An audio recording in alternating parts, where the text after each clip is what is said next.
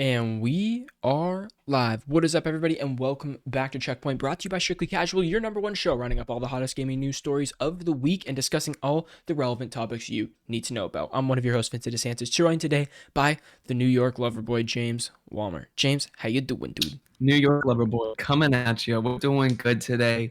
It is 11:19 in Brooklyn, New York. It's a beautiful day. That humidity is low. The sun is out, and we're cruising at a crisp 75 high today, baby. James had a little bit of an accent that popped out there at the beginning of that. Oh, that was intentional. It was beautiful. I loved it.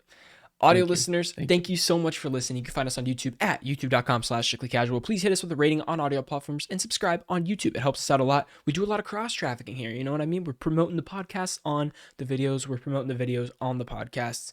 And you know what? Our videos have been doing better than they've ever done. I'll say it. This last month, we've had more views on our smaller videos than we've ever had before, which has just been incredible. Like, so That's super good to hear. heartening? Not, I guess, heartening? Like encouraging. Encouraging, sure. Because it's the opposite of disheartening, if that is what it is. Yeah, it's heartening. It's heartening. Guys, we have a lot of D23 stuff up on the channel. James' thing went out for a sec. A lot of D23 stuff up on the channel. You can check that out. We have a full live stream. We have an Indiana Jones 5 trailer description. We have little videos on this, little videos on that, all that kind of stuff. You'll want to check that out. Marvel Showcase. And we have E3-2 reactions, that's what we're calling it. E3-2 is the Nintendo Direct and PlayStation Showcase that happened this week, which we're going to go into with great detail today. That is the bulk of the show, is E3 Part 2. James, that's exactly what we're talking about, but what have you been playing and how are you doing? I'm playing Game of Life, Vin, and it's so hard. Yeah, tell me about it. Game of Life is hard. Keeping up with deadlines, getting used to grad school while still not being fully moved into my. I mean, I guess I'm fully moved in, but I'm still on the desk or the chair bed. Yeah, chair bed. I'm getting my desk chair this tonight. How's your back after these long podcasts? Or awful. Or just writing papers in general? Thrown out. I go other places to write papers because NYU. Oh my God, sorry about the table. NYU because it's NYU. They have Herman Miller Aarons. Of course, why not? In their whole library. Their entire library is Herman Miller Aaron chairs. So I just go in there because I'm like, why the hell would I sit on my bed when I could be sitting in a Herman Miller? Yeah. So it's open 24/7. So I'm like, great, I'm just going to go into my library. Yeah. Spend the day over. They got vending machines over there that take Apple Pay. That's great. It's amazing. Yeah. It's great. Vending machines with Apple Pay. What a world we live in. Yeah. What a world. I know, right? I went over to the vending machine and said, I wonder if they got Apple Pay. And sure enough, they do. They do. Look at that. It's a modern world. What a world. Look at that. What have you been playing? How are you doing? I haven't been playing a lot this week, but I did spend a lot of time. You're a work boy now. I know. Yeah. Big time. Your salary. You're a big guy. Since I am available, between the hours of blah, blah, blah, and blah, blah, blah, like all day here at the desk, I don't want to sit down and play games. It's the same problem I was having at the beginning of doing work, my last job. But I kind of fell in a groove of knowing when I can sit here and do other things and that sort of thing. This job, I haven't figured it out yet. So I feel like I'm just locked here for a long time and then I don't want to play games. But I am like 8 hours into The Last of Us Part 1 at this point. So I don't really know how long it is. Is the experience different for you? Like, I want to know about how different it is coming back to it, and how long has it been since you initially played The Last of Us? The first time I played it, I guess. It was right after the PS4 dropped, so 2014, 15. Was it the last time you played it? Yeah. I think so. Wow. I've played it twice. I played it once right away on the PS4, and then a year later I played it again. So, well, not right away when it came out as remastered on the PlayStation 4. I never played it on the PS3. Okay. I only played the remastered. So I find myself like seeing it through a little bit of a different lens, I guess, because there's so many years of like life on my back now. I guess, if that makes sense. He says, I've been through some shit, now I can really. It's not like that. It's just like I feel like there's a youngness. Like, I don't know. I probably played it when I was 15 years old. you know, 16 years old. Like a romanticism, like a sort of nostalgia that comes about when you're playing it. It takes you back to that place. Well, not even that. I think playing the second one, you realize how dark and gritty and Mm-hmm. disgusting this world is, and how like those are Mm, like real traits in people that you see. This is just like embellished a mm-hmm. little bit because it's a game. And so it's The Last of Us Part 1 is still a very hopeful journey, the entire thing. It's like a hopeful journey surrounded by like people that like want to tear Joel and Ellie down, if that makes sense. Mm-hmm. And so Yeah. it's Everyone's out to get, like, it's them against the world. it really is. And I think that is Mm-hmm. it's interesting. I'm enjoying playing through it again. The graphics are incredible. They are incredible, dude. They're on the levels of Last of Us Part 2, which I think is like one of the best looking games I've ever played. Um, it Totally. it plays really nice still. It doesn't feel dated when you're walking around. It feels like a new game. It's awesome. I'm really Cool. loving it. So I'm sure I'll play through it and then I'll go back in a couple months, play through it again to get all the collectibles and get that plat, baby. But yeah, I'm super stoked on it. I'm really liking it. Incredible. I'm so glad. I'm still waiting on trying to get my homeboys back home to ship me out gear and ship me out like my PC and my PlayStation 5 and like a monitor, because you know damn well I'm not buying another monitor to add a fourth monitor You to know, my collection. you have a couple. Um, I have more than a couple. See, Um, here's big. This is big, dude. My dad's moving okay. offices. His work is moving Oh offices shit. because they're downsizing a little bit, which means they Uh have huh. monitors, TVs, chairs, desks, and everything Shut that the fuck up. just needs to go. So I'm trying to do a little collect tour, drive over to San Francisco and be like, what are you guys getting rid of? I'll stuff whatever I can into the back of my car and just, we'll see. Might Yeah. get an upgrade Yeah. somewhere over here. That'd be sick. Yeah, Let me know. Keep me posted. I'll will do. take something off their hands. Will Are you do. kidding me? I know. Maybe I am trying to add to my collection. Exactly. I have no need for another monitor, but yeah, I'll take as many as you want to give me. Sure. Yeah. Come on, baby. Mm-hmm. To get into it this week, what was it? Yesterday? 2 days 2 ago? days ago, yeah. 2 days ago, we got the PlayStation Showcase for September. We're going to do a little recap for you. We're just going to go over some of the major announcements, mention some things here and there. But Yeah. we have a few remakes, or sorry, not remakes, a few reactions on the channel that you guys can go check out. Yeah. This is organized not in Anything you want to order. add? Yeah, it's just not organized in the order of the announcements at the showcase. I don't really know what Mm-hmm. order this is in, but this is from an article at Digital Trends, and I kind of just had it in their order since I don't know, it made sense how they were talking about it. So let's freaking Okay. do it. James, Cool. you just watched it this morning, right? So you're fresh. You're fresh. I didn't watch the whole thing. I watched some of the major announcements that are on here. For example, the first one, Tekken 8 was announced for the PlayStation 5. Premiere trailer, absolutely gorgeous. The music Yeah. was banging. The gameplay looked absolutely incredible.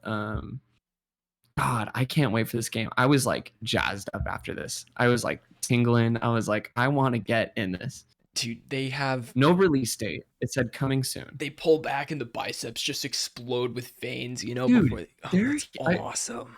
I'm like, I noticed the other day, I was like, not the other day, but today I was watching this channel, like, these dudes are just fucking big. Yeah. Like, these dudes are really fucking big. Like, Always and thinking about happen. comparing them to like actual like real life fighters, I'm like, real life like MMA or boxing people are like, they're big, but they're not like, they're pretty slim because they need Right. endurance Yeah. too. But these guys are like Just fucking jacked. huge. Yeah. I can't wait for this. Now, here's the thing. I think Street Fighter 8 also looks incredible. Street Fighter 8 and Mhm. Tekken both look really good. The question will be, Street Fighter has a lot of things that is setting itself apart with this like street mode that they're kind of doing where you like, I don't know, walk around and interact with people, that kind of thing. I don't really know how that'll play out. Like if that's like this part of the Mhm. storyline or something. Tekken's going to have to That's a little bit bring, gimmicky. yeah, Tekken's going to have to bring a feature like I don't know if I don't know if it does though, because Okay. Tekken is very like a traditional fighter, Absolutely. Yeah. It's always like a been. traditional fighting game. You know what I mean? It's So not is very Street like Fighter though. art. That's true. They just bring in, oh no, not Street Calibur. Soul Calibur. That's the one where they bring, I said Street Calibur. Street Fighter versus Soul Calibur versus Tekken versus Mortal Kombat. Those are like the flagship fighting games. Except Soul Calibur, they Mhm. haven't had a new one of those in so Well, there's long. also Virtua Fighter, which is more Yep. niche, but tends to be more of a competitive Yeah. seen Right. overall. Did you? This is random. Did you play the PlayStation? Oh, you didn't. There's a PlayStation Plus game this month. It's an anime fighter, that kind of thing, and it feels weird. Okay. It doesn't feel smooth Is to it Jump play. Force? No, not Jump Force. No, sorry, it's not. It's like it was a show, and then it is now a game. They have a game series about it, and this is like a 1v1 fighter kind of thing. I don't know what it's called. I'd have to look it up. Didn't feel good at all. But I have an itch right now to play a fighting game, especially after that Tekken trailer. Oh, dude, it wanted me to fucking bash some knuckles. Oh, yeah. What do we got next? We got Like a Dragon Ishin is finally coming to the West with a remake. Ryoga Gotoku Ishin, I'm going to try and see if that butchered it. Thank you, is getting a full remake treatment. The game was released for PS3 and PS4 in the early 2010s, but never came to North America or Europe, as the Yakuza series was not yet popular in the West at the time. It's now titled Like a Dragon Ishin, remade with Unreal Engine 4, and will be released for PlayStation 5 and PlayStation 4 in February 2023. Big thing for this conference was Yakuza fans were really eating. Team Ninja. There's another Yakuza, not Team Ninja. Is that not what this is? That's a different game.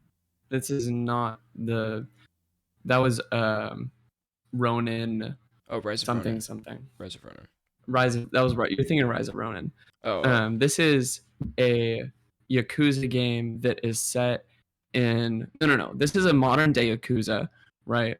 It takes place in 2018, and it's totally over the top.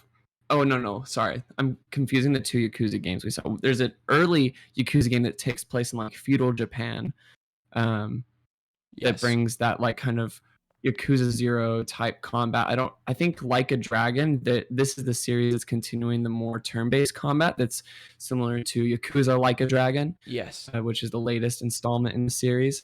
And so this is a remake, and I think it's going to follow that same combat style. So there's Like a Dragon 8. I forgot the name. There's Like a Dragon 8, and there's a different one called Like a Dragon Ishin. There's another.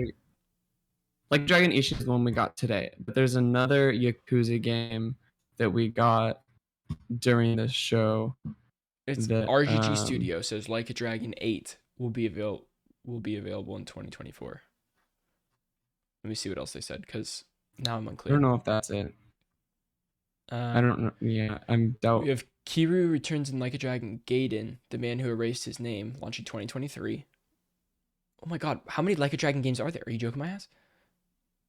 No, it's just these two. So. Oh, okay. Oh, Like a Dragon guy. Sorry. The man who erased his name. That's this one. This is one we're talking about right now. Is Like a Dragon Gaiden, the man who erased his name, which is also, I think that and Like a Dragon Ishin are the same thing. It takes place between 6 and 7. But Ishin is the feudal Japan one, is it not? No, it's not. That's what I'm saying. This is not the feudal Japan game. I'm Googling right now. Like a Dragon Ishin is not the feudal Japan game. I know this for a fact. But there's also I'm looking at the trailer. Oh shit! It is. I'm also confused now. Like a Dragon Ishin is the feudal Japan one. The one the one that is not feudal Japan is Like a Dragon 8. Gaiden. Which is Gaiden. Like a Dragon 8. Yeah. It's also known as Yakuza 8. Cool. All right. I'm glad we cleared that up. So Yakuza 8, Like a Dragon 8, and Like a Dragon Gaiden are all the same game. But Like a Dragon Ishin is the one in feudal Japan. Thanks. Yes. Correct. Wow. We got there. I love that they make it so easy to follow. Right. So easy. But anyways, looks incredible. Vincent, have you started Yakuza 0? No, I haven't started Yakuza 0. That's what I want to know. I have Yakuza 0 and Vincent, Judgment downloaded. Love Yakuza 0. It's like playing. It's just a mob game. Yeah. MOB mob game. Yeah. You fight dudes. I'm gonna love it. I know, but I just haven't. I want to commit. It's a big commitment. It is a big commitment. I already committed to trying to finish Plague's Tale by the time the new one comes out, but that comes out in 2 weeks. I had no idea, and I'm only like a quarter of the way in, maybe half. You were making progress on that game. You were doing good. Yeah, I think there's like 15 chapters. I might be on chapter 7 or something like that. I'm in there. I'm in there. Okay. Good game. Great game. Okay. Yeah. But I would like to finish that before I move on. Like, I want to finish Last of Us Part 1 and Plague's Tale before I really jump into the next story thing. That's that's my goal. And I have Ghostwire. It's been a lot of time on this one. Ghostwire. You haven't finished Ghostwire Tokyo? No. Too many other games I'd rather play. Okay. Fair enough. But it's better than those reviews. Yeah. Bring us home. God of War, baby. We got a brand new God of War trailer, and it was. Hell yeah, we did. Was it one of the best trailers I've seen? I didn't think it was gonna do it for me. I didn't think. I was like, I've seen enough of this game. I don't know how much another trailer is gonna get me hyped. But goddamn, Vincent. Did you see Kratos throw that axe, Thor throw that hammer, and they just collide, and then they just stay still, and they run over and grab those things, and oh my god! So I saw a tweet this morning that pointed out when that happens, the ice breaks underneath them. Yeah. And in the shot after that, when Thor's running towards Kratos, you can see him like break the ice as he's running. Like ice chunks are breaking in the floor as he's running towards. I'm like, this is fucking cool. I'm very excited. The enemy variety in the trailer. I'm so excited. The realms. Just a lot of different cool creatures and beings that you interact with, and I'm like, wow, this is going to be a huge game. I'm so actually excited. No, I think it'll be this. I think it's deceptively large right now. I think it'll be much more contained, which is great. That's fine. Yeah. I don't need it to be I don't want God of War to be. No, I think the original one came out at like around 20, 25. Yeah, probably a little under 20 to beat the story, but there's so much more to do afterwards. Which is great. Like just enough to make it like enjoyable to jump in again. My brother is playing it right now to like get ready for Ragnarok. Someone who is like, never played a story game in his life besides, Star Wars and Marvel branded games or something like that. Sure. God bless you, Enzo. I love you. But he's like jumped into God of War. He's like, dude, this is the best game I've ever played. And then their network went down at college, so they can't play any multiplayer games. So he's like, dude, I'm really close to the platinum on God of War. I was like, pop off. I love that. Good for you. Dude, my Gabe played God of War, didn't like it. Yeah, some people just don't like it. It was the gameplay for him. He really didn't like the combat. Oh, I love the combat. Especially him, a Souls player. See, that's what I said too. Yes. He's like, dude, like Dark Souls just set such a high bar that like I kept wanting to do things like I would normally do in Dark Souls, but it just didn't work out. Well, it is different. It's just like, I guess from a perspective of the block dodge / backup repeat kind of thing. That fills me. It fills me, baby. If I thought it felt great as a big Souls guy myself, but Jeff Scrub tweeted that he never finished God of War either. He got 10 minutes in and was really bored. Damn. So like, I don't know. Some people just don't click with it right away. I thought the opening scene was so good in God of War. I thought it was really good too. He really liked the story. He's like, damn, this is a great experience, but that's just not why he plays games. Sure. Yeah. In addition to this, we also are getting a God of War themed DualSense controller, which looks really, really great. I don't like it. No, I don't like it. I looked at it. I was like, damn, I don't like it. It's just a weird blue and a white with the with the little. I'm looking this up again just to. It just looks okay, dude. I don't know. I'm not about it. What do you think about the camo controller? I had a camo DualShock 4. It was fine.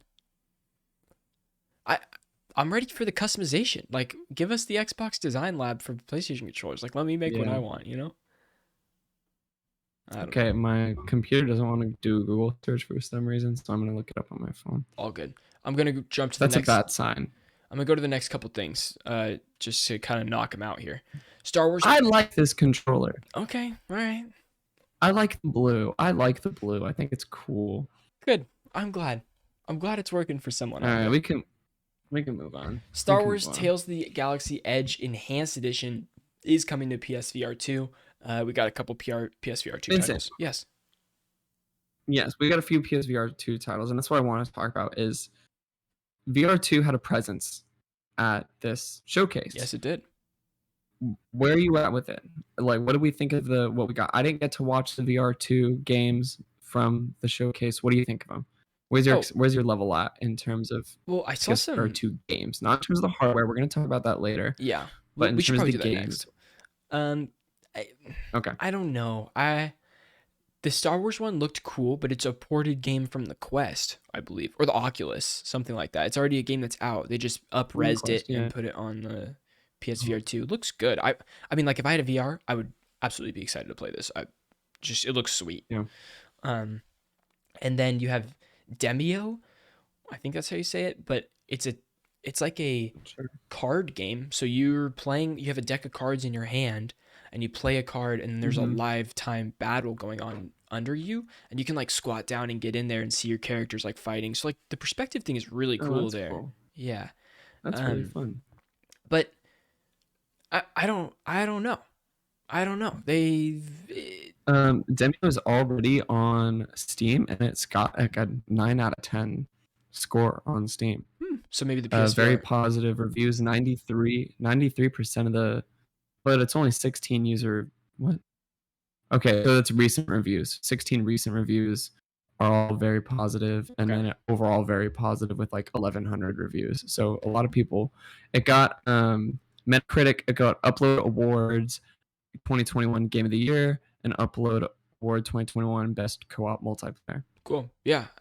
Um it looks interesting and it looks A very lot cool of on PSVR too. But yeah, I am now very excited for this game. those might be the only two VR trailers we got. Really? They had this game Pacific Drive, which is a driving game that looks pretty. It's like a roguelite game, but you drive Okay. first person in a Is it like car. story driven? I don't know, I can't tell. But there's like natural disasters happening all around you, and you're kind of just driving. And there's an ominous voice. And it's not in VR. No, but I was like watching it. I was like, this would be dope in VR to like be immersed in like this car and stuff, and like checking things out. And it's not just a regular car. It's like That'd be really cool. it has a cool style to it. That's like really the selling point there. Cool. But they flash it. It's like coming to PS5. I was like, like I feel like this would be the perfect experience that I would want on my VR2. Just very immersive, Yeah. very like focused on like environmental exploration and looking at stuff around you. Yeah, exactly. You don't have to do a lot of moving around. Right. And it's contained. Yeah.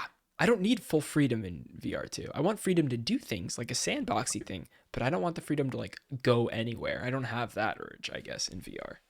Yeah, I think VR experiences for me have been the best when they're not about moving around big spaces. If I can sit in one spot, Yeah. I'm great. Yeah. I don't want to have to either walk around my room or like do a lot of traversal in my space because it can just be very jarring and giving me social anxiety. Not social anxiety, motion sickness. Motion sickness, social anxiety. Yes, in moving around in the game. I do, before PSVR 2 comes out, I would like to play Blood and Truth on my PSVR. Because everybody said it's like a standard of like, this is, after years of development improvements on the PSVR, like this is pretty much the best experience you can have on the PSVR, that sort of thing. And so I'd like to give that a shot before we switch on over here too. I also want to play Saints and Sinners, Walking Dead. Oh yeah. Yeah, that would be interesting as well. Because a lot of people, it's got a cool like backpack system where you like take it off and you can, manage your inventory in a very like tangible way. Yeah. Well, okay. That's very cool. Let's get through the rest of these PlayStation Showcase announcements, and then let's talk about some VR too, because people went hands-on this week. Yeah, let's do it. All right, rip the rest. We got Sony explained how PlayStation Stars works and confirmed that they'll start rolling out in various regions later this month. This is like Sony's kind of visualization of like trophies and in-game. That's it. Like accomplishments that you're like, okay, this is my like trophy shelf that I have like my things that come from games. Yeah. Like my statues, my displayed things. I don't know. They're getting rid of accolades and putting that in its place. And I'm sure they'll change the UI for some of the menus and stuff. It looks fine. I'm just glad they showed like an example of what they look like. It's exactly what I expected. Just exactly. Little 3D models that look like they're from Astrobot on your PlayStation homepage, which is fine. Whatever. I'm not like excited about it, but I'm sure I will get excited about it. I will see someone with something really cool and I'd be like, damn, I wish I had that on my profile. And I guess that's where the loyalty program kind of, comes in. Yep. We got Bandai Namco announcing a new mecha game called Sin Duality. I actually haven't watched the trailer for this yet. Vincent, you said it just looked okay in terms of Yeah, gameplay. it looked 3D animation, 3D anime, where it's like Sure. the cutscenes at least. I don't know, like Big Hero 6 type cutscenes. That's what it looked like to me, but with a realistic scope on it, like a realism It's hard for texture you to imagine. overlay. It is odd. It's a little jarring. It doesn't look great. It looks out of place. And then you get to the gameplay, which looks like a farming thing. Like you have this character in this mech suit and then another character like following you. Dude, what's up with the mecha Mech farming farming games? There's like the third one. I think we're just missing something. I think we're missing out on something, James. That's all I'm saying. That's all I'm saying. We must be. That's my only explanation. We must be. PlayStation also will publish Stellar Blade. Sorry. No, it's good. Which debuted at last year's PlayStation Showcase as Project Eve and will launch in 2023. This game looks great. I was really blown away by this trailer. I think it looks so cool. Mm-hmm. Very Dark Souls. I mean, this is like a very broad thing, and this can be said about a lot of games now. But like, definitely some heavy inspiration from. I'm seeing like Nier and some Dark Souls as combat in terms of like parrying and the bosses, look very dodging. Bosses, huge bosses, yeah. a lot of big enemies. Characters look pretty fun. They look cool. Yeah, it's gorgeous. It really is. The animation looks really smooth. Lighting, everything just looks really good. Very excited. I don't know what to expect. Like I can't wait to see like a gameplay chunk, like a 10-minute gameplay of what this kind of plays like. Walkthrough. Mm-hmm. Yeah, excited for that. Mm-hmm. And finally, one more. We have the Sony Interactive Entertainment is publishing Rise of the Ronin from Koei Tecmo Games, Team Ninja. Oh, Koei Tecmo Games is Team Ninja as a PS5 exclusive in 2024. Which looks great. Looks really, really good. It looks awesome. This is like we haven't gotten a game from Team Ninja in a while, right? What's their last game? I'm a little concerned. Right now. Neo. Oh. They did Neo 2, and they also did Stranger of Paradise Final Fantasy. Oh, so they did Stranger of Paradise? How odd. Yeah, apparently. Wow. Yeah. Okay. Well, Rise of the Ronin looks gorgeous. Yeah, it looks really good. I mean, I don't know if it looks gorgeous. Some of the textures look a little outdated, but it's gorgeous in the same way that like Elden Ring is gorgeous, I guess. Yes. Yeah. It doesn't have to be the most technically impressive to look good. It's definitely the focus of the game is going to be on the combat and the gameplay. Yeah. That's where a lot of their resources are coming into play. And I'm really, really excited for the movement and for really fast combat. I think it'll be great. I really missed it in this, but we didn't go over any of the Assassin's Creed conference, the Ubisoft conference that they had. Oh, shit. But that's okay. That happened. What? You can go look at all the new content that Assassin's Creed put out. This reminded me because Assassin's Creed Mirage. Assassin's Creed's going to Japan, feudal Japan in there, and it's like a lot of people are saying like just go play Ghost of Tsushima, just go play all these other great Japanese games or like games that take place in Japan. Yeah. Because they're also really like we have good Japanese. They're late. They would have been that would have been great 5 years ago. Would have been great 5 years ago. I just don't know like how good it'll be now. No. I don't know. Do you see? So I mean, Assassin's Creed, just to kind of like go over it real quick. I guess it's just they announced Mirage is coming in as a cross-gen game, and it's back to the basics. And you'll play as Basim. Yeah, it launches at $50, so it's like a smaller experience. Mm-hmm. Then you're gonna have the feudal Japan one, which I forget. They have a code name. It's called Red, I guess. Codename Red right now. Then the next one is Salem Witch Trials. Apparently, it's codename Hexed. And then all these are supposed to be except for Mirage, but Hex and Red are supposed to be a part of Infinity, which is the base. Like everybody gets Infinity, and then you have to buy the games to have the experiences that connect it. I guess I don't really know how that works. Okay, that's their long live service aspect of those games. Even though each game is contained. They're cutting out all the modern day stuff. I don't know what the hub would be then. I would assume the hub would be the modern world thing. That's what I would think too, but I don't know. Who knows? But also Division 2 is getting a big update. I saw a tweet about it, for sure. And Division Yeah, Heartland. they're getting the Heartland. That's a new game, Yeah. free to play, and it'll be on consoles and mobile. Pretty Uh-huh. interesting. Interesting. Yeah, that's it. That's all there was at the It's like Ubisoft thing. our RFS, but in the first half of the show. Yeah. Sorry, I had to jump in. I had to say it. I spent 30 minutes watching it. I No, had that to was say at good. least 2 minutes on the podcast. Makes me feel That's better about funny. it. Glad we covered it. Let's Let's hop into PlayStation VR 2 and let's. clip. We're at 30 minutes right now. Wow. Okay. Hit me, James. You start this off. I'll just jump in whenever you throw it off to me. I'll throw it off to you at the level of detail. Okay. Well, jump into this clip at a strong like sentence of like, this is what we're talking about kind of thing. Like, and excited. Okay. Whenever you're ready. This week, we finally got some long-awaited PlayStation VR 2 hands-on demos. PlayStation VR 2 is in the hands of journalists. They've been reporting on it about the last couple of days. This article is from GameSpot. It's titled PlayStation VR 2 and Horizon Call the Mountain are a strong reminder of VR's magic. I'm going to get into the article. It says the opening of my Horizon Call the Mountain demo for PlayStation VR 2 was a genuine welcome to Jurassic Park moment. Love it. It caught me by surprise because honestly, I've cooled off on VR quite significantly, and I think most people have. Yeah. To add my own note, I think with Valve Index and that setting such a high bar, it's been hard for it to be a really competitive market because certain VR headsets are just for very like particular groups of people because Index kind of cornered that enthusiast space, whereas the Meta Quest now is the Oculus Quest is kind of like the main consumer, everyone is invited sort of headset. Well, what I kind of see is that VR, if you are a VR enthusiast, you are keeping up and buying new things. And if you're not into VR, you're just not into VR. Like, there's not a lot of onboarding, like new people jumping into VR from what I see, or an interest of that right now. Because the very high bar of entry, too, unless you play like at a friend's house, whatever. That's the only way in which you can kind of experience this. Yep. Or do one of those, like, I don't know, one of those rooms in, downtown LA or, in the city that's like, oh, you get a party together and do a VR game where you got like backpacks on and do that whole thing. Dumb. I'm going to continue. All this is to say, in a relatively short period of time, VR went from an exciting future to an ordinary present, and in many ways lost its luster in the process, as we were just talking about.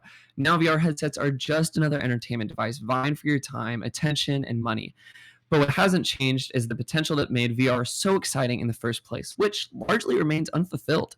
Sony has touted much higher visual fidelity for PlayStation VR 2, which, for the tech spec obsessed people out there, amounts to an OLED display that offers a resolution of 2000 by 2040 per eye, HDR, refresh rates of 90 Hz and 120 Hz, and a 110-degree field of view. This is all impressive on paper, but when you experience it with a headset on, it's a bit of magic. And this comes from IGN's Bo Moore, this bit that I'm going to say right now, that is just simply... he didn't notice the screen door effect at all. The cameras, the eye cameras in the headset make it so whatever you're looking at, the headset is focusing on so that it can render that more effectively as opposed to things that are more in your peripheral vision. So drastically reducing, and like to Bo Moore's experience,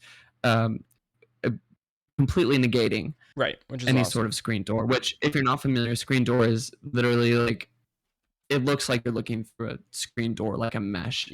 If you've ever used VR before, it's noticeable. It makes text hard to read. It is very, like, in my opinion, very immersion breaking. So I'm really glad to see that this is kind of like a part of the past with PlayStation VR 2. So it sounds. Vincent, what else do we got from the rest of the article? So we have Timur Hussein, who writes this article, says the level of detail on display was genuinely overwhelming, mostly because I didn't expect it from a VR game. I know how dismissive that sounds of all the VR games out there, of which there are certainly more than a few impressive looking ones. However, there's a clear line between the way a VR game and a non-VR game look. There's a level of richness, detail, and polish that separates the two. Horizon Call of the Mountain blurs that line on PSVR 2, which is awesome to hear.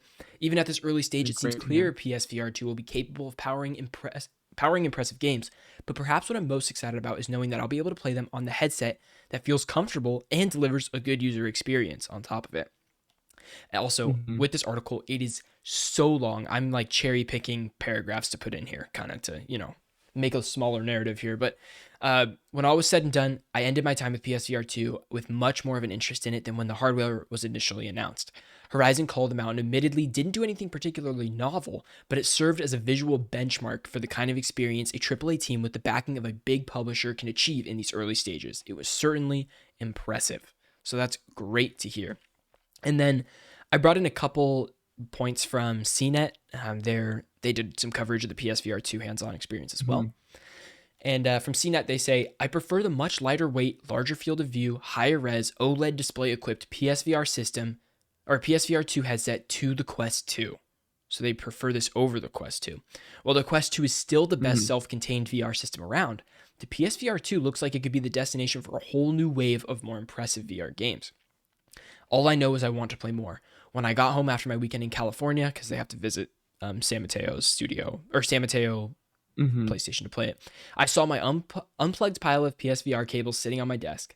I look at the old heavy headset and the ancient controllers. The PSVR 2 in retrospect feels even more amazing in comparisons. This is great. This is great news that it really feels like an upgrade. Great.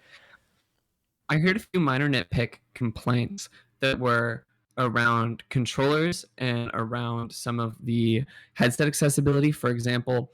And it's in comparison to the Valve Index, which is, mind you, a $1,000 headset. It's $999 for the headset and controllers with the Valve Index, in addition to the gaming PC that you would need to run the content. Yes. But a few of those things included, they really liked how the Valve Index had the hand grips so that you can let go of the controller. And the PlayStation VR 2 is still dependent on the sort of like side buttons that you would have on a Quest 2. Yeah. That to like grab things. And they said that after a while, your hands can get kind of sore from holding things, which isn't great. As well as they want integrated audio into the headset or built-in headphones, because Bowmore said when he was he had a Pulse headset on over it, and he said it's a little bit cumbersome, a little bit harder to try and get that exact placement of where you want it to be comfortable. So there's just a few nitpicky things, as well as the Horizon Call of the Wild demo didn't take use of as much of the features as he wanted, like the haptic feedback or the adaptive triggers, or even the haptic feedback in the headset itself. And that's kind of what Tamora was saying too, is that it didn't do anything novel, but it was a good showcase of like the visuals. But I think the yet to be determined is if all of these new features that they're kind of, promoting with PSVR 2, like let's see those in action now. But this game was implemented in the same way that we want the DualSense's features to be implemented more often, which is great in Last of Us Part 1, by the way, but we could talk about that later. Great. We got confirmation again from PlayStation blog post that the PSVR 2 will be coming early 2023. James, that is like so close now, if you really think about it. It's around the corner. Really around the corner. It's around the corner. I want to ask you again, what do you think the price will be for the PSVR 2? Do we have an updated price? I think it's going to be... I see it coming in at $400, $399 US, but I wouldn't be surprised if it came in at $499. Yeah, I wouldn't be surprised if it came at $499, but I'm hoping for $399. And then I'm hoping they bundle it. They have PS5 bundles with it for like $900 or whatever. You get both of them, or like something like that. Although those will be scalped and sold for like $1,500 or some BS. That's how it goes. Well, everybody, I don't know if we'll see that. I don't know if we'll see the bundle, but not right off the bat, because we just didn't see that with the PlayStation VR 1 headset. No. And I mean, PS5s are still hard to come by right now. Exactly. Which is tough. So I don't know. Guys, thank you so much for watching this clip on PSVR 2. Let us know in the comments what you think of this, and if you're playing VR, if you're planning on picking this up, all that good stuff. If you want to listen to the entire podcast, you can go on podcast platforms for free. Just type in Strictly Casual Checkpoint. It's a little blue box right there. It says Checkpoint in yellow. Or if you're listening on audio platforms and you want to check out this clip, the video on YouTube, you can go to youtube.com/strictlycasual, and it'll be PSVR 2 hands-on or something like that. I don't know. I haven't created that yet, but thanks, guys. Appreciate it. All right. Boom. Great clip. Great clip. Moving on. Next up, Overwatch 2 unveiled not only their new hero, but their battle pass for Season 1. Let's get controversial, baby. Let's get controversial. I'm gonna read this article first. This comes from Polygon, Michael McWhorter. This article is titled "Why Blizzard Believes Overwatch 2's Battle Pass Won't Break the Game." Yeah. Overwatch fans realized that developer Blizzard Entertainment planned to restrict access to new Overwatch 2 heroes like the just revealed support ninja Kiriko behind the game's Battle Pass system. They rightfully had strong concerns. Blocking all players from accessing all heroes seems to run counter to the original game's design. In the first Overwatch, players had unfettered access to the entire roster, enabling them to switch up a team's lineup and counterpick heroes on the fly. And then a few quotes talking about why they made that decision. One of the big differences with 5v5 combat is that we've tuned a lot of the heroes in the game, and we've made changes to reduce the amount of hard counters Overwatch has. This comes from Keller. I forgot who specifically that is. We want the game to be a little bit more organic, we want people to have more impact, and we also want them to have more freedom in what hero they're choosing for a particular situation. We're in a really different situation right now. When Overwatch 2 launches, there will be 35 heroes available to pick from. If you're a new player to the game and season 1 without putting any money in the system, you'll have 34 of those heroes available for you to pick from. Over the course of season 1, you can unlock that 35th hero if you play regularly. So it's a completely different situation we have right now. And they're comparing that to in the first game when you didn't have a lot of heroes at launch. You probably had, I don't know, maybe half that, if that. Mm-hmm. And it would be a lot less feasible to ask someone to pay or grind out another hero when you have so little heroes. It's hard to do team comps, and it's hard to have more gameplay variation when you don't have a lot of characters, which makes it more essential to have access to them. And so the whole conversation is, can you have a very competitive game like Overwatch 2? Can you have it thrive when you have so many characters that are locked off? Blizzard is saying it's less rigid than the first one, which is very into like counter picking, where you play Reinhardt and I know the pick to counter Reinhardt, so I'm going to play that. But someone else on your team is going to notice that I switched, and they're going to switch accordingly, so that the team compositions can be like rock, paper, scissoring each other. Can I say that? Yeah, Is that not safe for work? You could just say that. Yep. It's fine. Here's what it comes down to. It's difficult. Here's what it comes down to. Okay. I don't mind that characters are locked in the battle pass. Now. Why? That is with a huge but. If that battle pass, if you're going to have a character on it and this is a competitive game, you need to have that battle pass not go away. And that's just it. Yep. You know how Halo, Halo had this good idea, I don't know in practice if it worked very well, but where you could select a battle pass to make progress on, right? And you can keep making progress on that any season, whatever. That to me makes sense in this case if you want to lock it in a battle pass to play.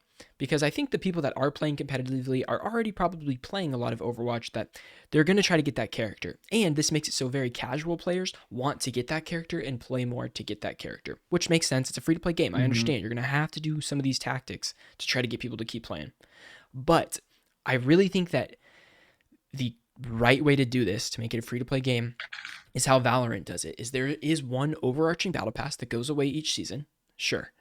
But there's a 10 level pass for each character. And when a new character drops, you unlock that character at level 5 of that pass. And you can enable that at the same time the battle pass is enabled. So you're making progress towards both at the same time. Since I haven't played a while, I have like 4 characters I don't have unlocked in Valorant, right? I can select any of those characters that I choose to put progress towards. When I hit level 5, which is, I don't know, maybe 10 games, let's say, of Valorant. Like, then that'll get me to level 5 and I unlock that character. But they're never go away. Like, just because I haven't played in 4 months doesn't mean I missed out on all 4 characters. It just means I have like a little bit of playing to like get back up, which is really no big deal. If I'm trying to be competitive with a character, like I'm going to want to play to get competitive like that. Because you're wanting that for a competitive angle, not a casual angle. So I'm okay with the character being locked in the battle pass as long as that character doesn't go away at the end of the battle pass. If they have a creative way to do that, I'm fine with it. It doesn't matter. Right. And I sit in a similar position. it's difficult to know because based on this article, I'm not seeing any indication of whether or not they go away. Me neither. I don't think We they've don't said. play. Oh, wait, hold on. Here we go. The majority of players play with a relatively small number of heroes. We think that a higher level player is, the more time they're playing in the game, so the chance of them having either unlocked the hero on the free tracking battle pass or using the coins they've collected in previous sessions to upgrade to the premium battle pass is pretty high. We want players, here it is, to catch up and unlock all of the heroes. Yeah. If you were to come to the game late a year down the line, we have a lot of avenues for you to play. Yep. I think that sounds like you can come back. Me too. To it later. Now, I think level 55 is a little crazy. That's a little crazy to have on a battle pass. I also think that's a little crazy. I probably put that's so deep. Battle passes are very, they're all over the place on how long it takes to get to a certain thing. But like Destiny for this new season, it's been out for 3 weeks now. I grinded, dude. I put a good amount of hours into that.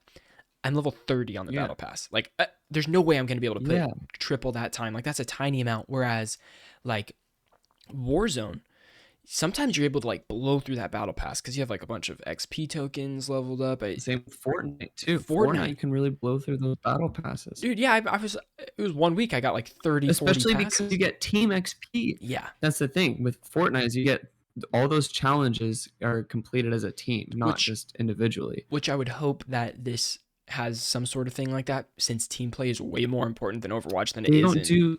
They don't do challenges in Overwatch. I mean, not that I've heard. I haven't heard anything about challenges coming in Overwatch 2. I would assume that is coming, especially at a free-to-play level. You're going to need things. Does Valorant have challenges? Yep. Mm-hmm.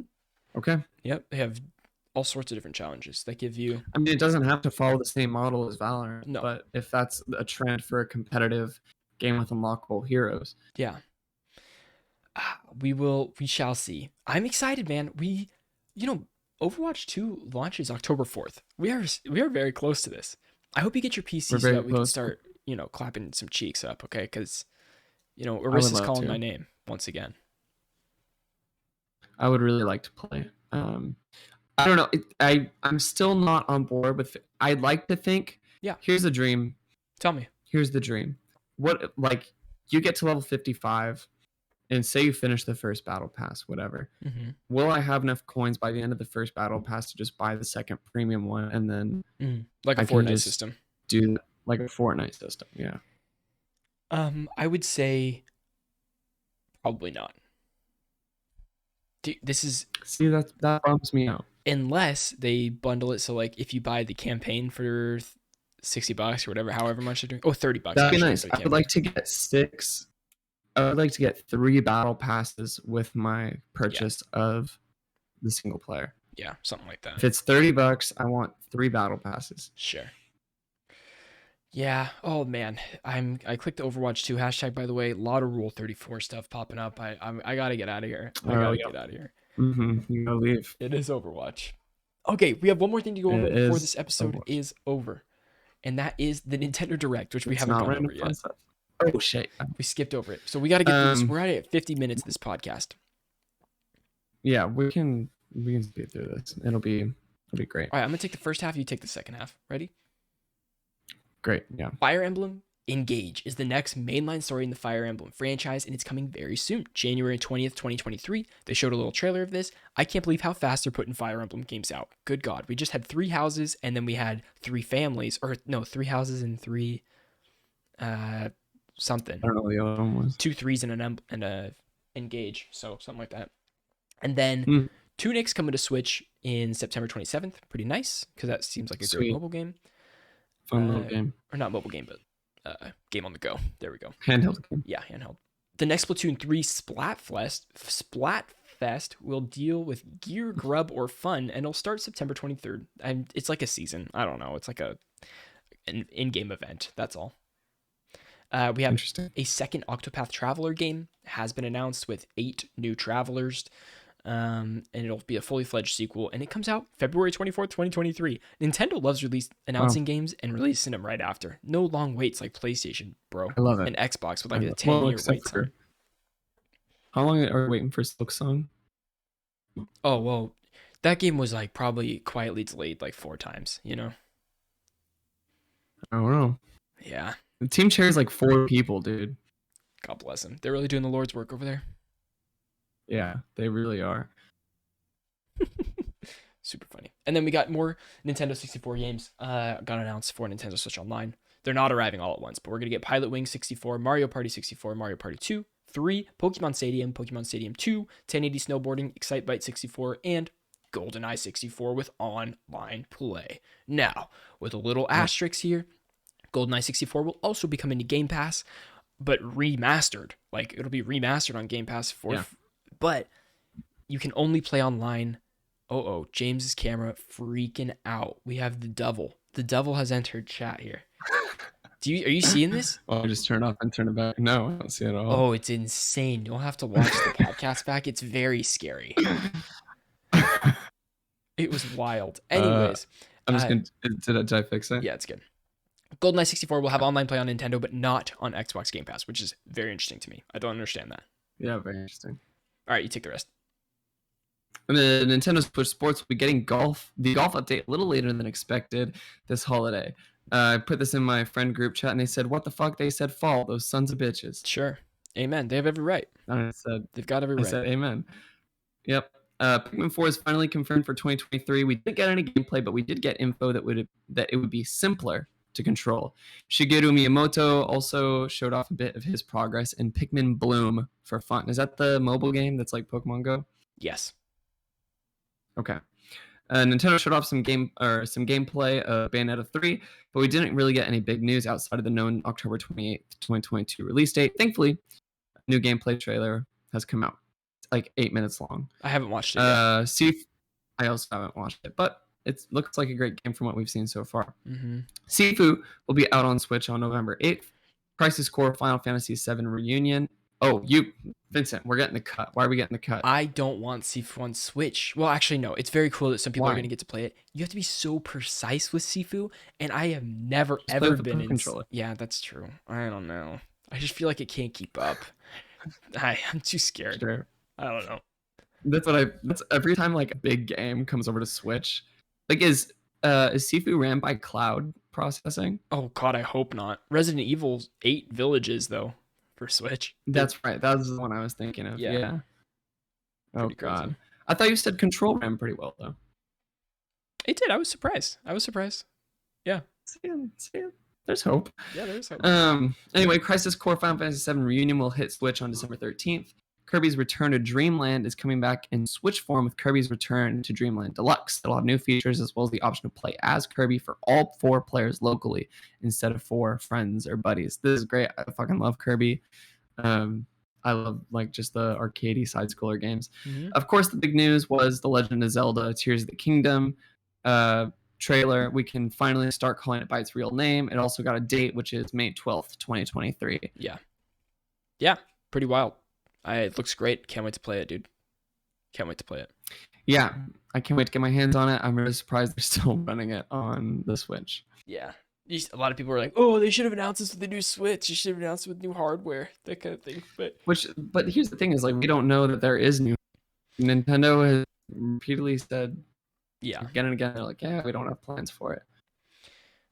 Well, they could be lying. I don't know. I don't trust anybody in the games industry these days. Let's jump into RFS. Before RFS, right after the recording of this episode is the Warzone 2 / Modern Warfare 2 multiplayer reveal. And immediately after that, the open beta goes live on PlayStation this week. PlayStation gets it a week early, and then it comes to Xbox, and it'll be open to everybody. Sorry, this week is pre-orders only on PlayStation.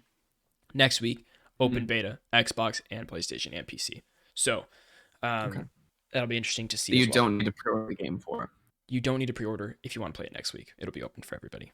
Okay. And the Gunsmith trailer is out right now, and it's doing it for me. God, it's doing it for me. It looks really good. There's an element, James, that I want you to see. I want you to see. It looks cool. I'll take a look.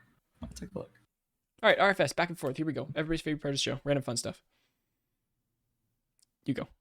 The Sims 4, the base game, is going free to play starting on October 18th. Pretty fun. Judgment and Lost Judgment are now available on Steam. was a huge dub. Deathloop is showing up in the Xbox Game Store for some people. It's coming to Game Pass September 20th. That's unveiled today.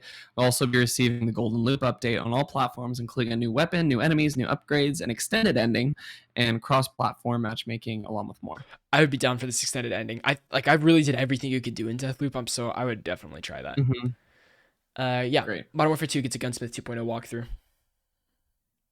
Street Fighter 6 Open Beta will take place from October 7th to 10th on all platforms with crossplay. I didn't know that. That's coming up. I can't wait. Mm-hmm. Resident Evil 4 will launch on PS4 as well as PS5. That's the remake, I'm assuming. Yes, it is. Resident Evil Village DLC was revealed under the title Shadows of Rose, in which you play as Rose, who has the ability to freeze enemies. Okay. Monster Hunter Rise Sunbreak Title Update 2 launches on September 29th. One Piece Odyssey gets a release trailer launching January 13th in the West. And Assassin's Creed Odyssey is now on Xbox and PC Game Pass, which is the best Assassin's Creed of the last couple years, but not as good as the older Assassin's Creed. I think Valhalla was better. No, because Odyssey had a bunch of extra crap that it didn't need, but Valhalla times 10 the extra crap that you don't need in the game, you know? And so I was like overwhelmed by the extra crap instead of slightly interested in the extra crap, which is the big difference. Huge difference. Fair enough. That's it. That's episode 130 of Strictly Casual Checkpoint, baby. 130. We're getting close to 150. Wow. We just hit 100 the other day, it feels like. It does feel like the other day that we just hit 100. Remember at 50? But no. When we got wine? That was 30 weeks ago, man. I don't remember having wine. 80 weeks ago, James, we poured wine. You were at your house, I was at my house, and we cheersed. We had some wine on the podcast. You know what? I do remember that. We had a good screenshot. Maybe at 150, we'll bring back the wine. We'll see. Yeah, I think we should. Guys, thank you so much for watching. We'll see you next week. Again, please go check out the channel. We got tons of videos, and they're doing better than they've ever done on the channel, which is so incredible. So thank you guys so much. Love to see it. Love to see it. We'll see you guys next week. Bye-bye.